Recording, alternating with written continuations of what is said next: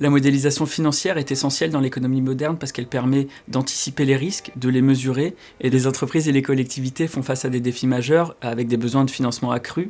Ils ont besoin pour ça de rassurer leurs financeurs sur leur capacité à mesurer et à gérer les risques. Donc nous avons fait le choix de mettre en place ce parcours afin de faire le pont entre des compétences techniques en finance et une compréhension fine des mécanismes économiques. Donc ce parcours s'adresse à des profils d'étudiants techniques qui sont à l'aise avec la modélisation et souhaitent travailler dans les domaines financiers ou assurantiels. Ça permet de réunir la technique mathématique appliquée au monde de la finance, mais aussi l'analyse, notamment économique, pour faire parler les chiffres. Et au-dessus de tout ça, justement, la pratique des outils du big data, comme les outils de codage, par exemple. Les données sont importantes car pour mesurer tout un tas d'agrégats ou d'éléments importants en finance, justement, on a besoin d'utiliser les données. Donc, dans le cours que je donne, j'insiste fortement sur le risque de marché.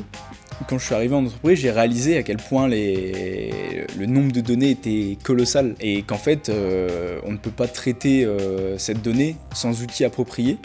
Et ces outils appropriés, c'est des outils comme Python, comme R, des outils de la data en fait, qui permettent de traiter un énorme jeu de données très rapidement pour en tirer des résultats et des analyses à l'issue de ce travail. Donc les compétences les plus importantes, bien évidemment ça passe par la programmation, mais également l'utilisation des principaux algorithmes de machine learning, par exemple l'utilisation de techniques telles que l'analyse de texte ou l'analyse d'images qui seront de plus en plus utilisées en économie dans le futur. Les débouchés du parcours vont se trouver dans 3 secteurs d'activité.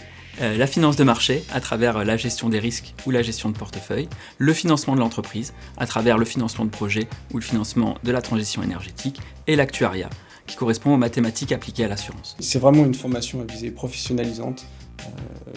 L'idée, c'est qu'à la fin de la formation, les étudiants puissent arriver en entreprise et être autonomes.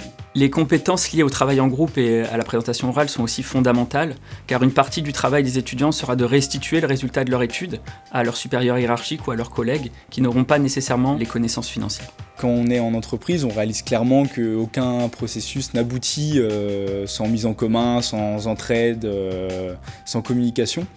Et étant donné que c'est ce qu'on fait tout au long de l'année durant ce parcours, on arrive en entreprise avec les armes et les outils pour faire face à ces travaux de groupe. Pour moi, effectivement, il y a cette nécessité de leur faire découvrir véritablement et concrètement le mode projet, qui, en plus de ça, dans mes fonctions, est quelque chose d'absolument essentiel. Moi, je travaille en transversalité avec tous les jours des chefs d'opération qui sont différents, avec des méthodes différentes, sur des projets qui sont complètement différents.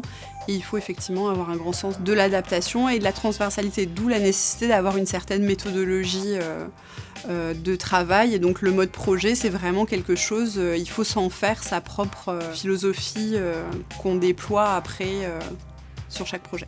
Pour tout dire, je connaissais pas le monde de l'actuariat.